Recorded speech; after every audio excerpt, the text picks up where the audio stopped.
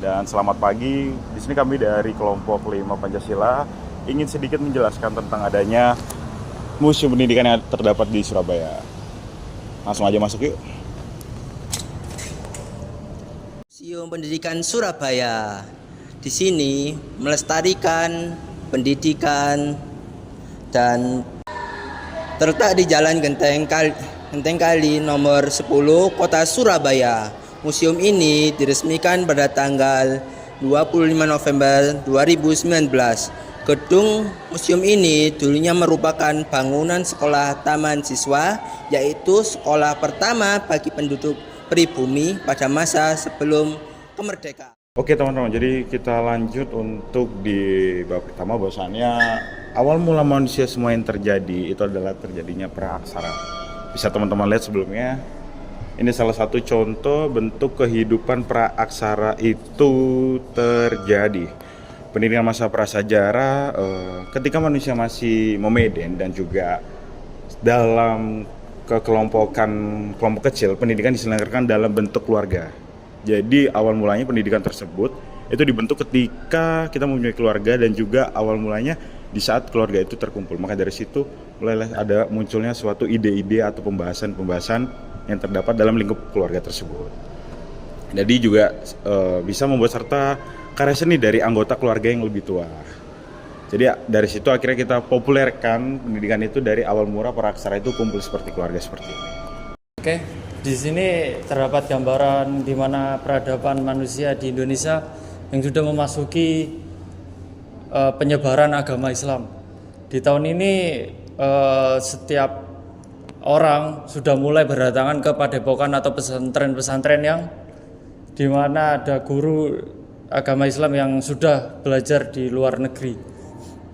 Mereka setiap hari belajar tentang Al-Quran, ngaji, dan lain sebagainya. Di sini manusia sudah bisa membaca, namun masih kurang dalam ilmu pengetahuannya. Setelah melewati masa padepokan, seiring berjalannya waktu, Indonesia menyediakan fasilitas pendidikan, yaitu sebuah sekolah. Salah satu contoh fasilitas sekolah ini adalah suasana kelas yang ada zaman dahulu. Bisa dilihat di sini ada papan tulis. Papan tulisnya masih menulisnya menggunakan kapur. Pada zaman sekarang yang sekarang pakai spidol. Dan untuk peta zaman dulu itu menggunakan globe. Gak sejaman sekarang yang bukan maps gitu. Dan selanjutnya ada bangku. Nah, bangkunya kayak gini. Bangkunya ada dua gini, kayak bersambung. Terus ada meja guru. Meja gurunya kecil ya, kayak zaman sekarang. Selanjutnya ada ini Pancasila, ini papan Pancasila. Di sini saya akan menjelaskan salah satu contoh yang pertama kalinya buku yang ada di Indonesia, yaitu contoh buku perhitungan, contoh buku bahasaku, buah kelapa, tanah air kita, dan Pancasila. Dan di sini tidak hanya buku saja, dan ini adalah perlengkapan alat tulis seperti papan tulis, spidol, lem, dan lain-lain sebagainya. Di sini juga ada alat untuk mencatat dan koper pada zaman dahulu, dan di mana itu koper masih pertama kali yang ada di sejarah kita.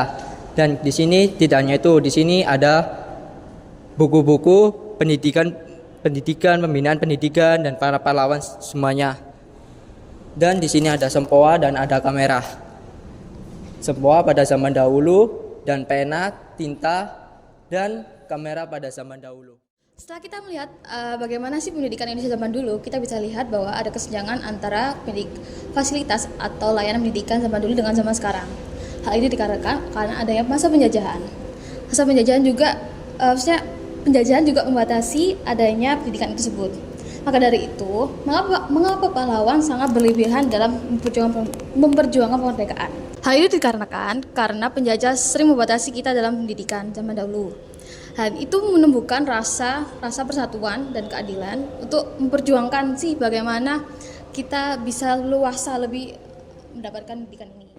Kita ambil dari sila kelima, yaitu keadilan sosial bagi seluruh rakyat Indonesia, yaitu maknanya bahwa seluruh masyarakat di Indonesia itu berhak atau wajib menerima pendidikan yang diberikan oleh pemerintah saat ini. Dan mungkin dengan memberikan fasilitas seperti museum pendidikan seperti ini, kita bisa lebih tahu gimana sih sejarahnya pendidikan dan gimana sih yang perlu masih terapkan sampai zaman ini atau sampai masa depan. Oke, mungkin itu aja.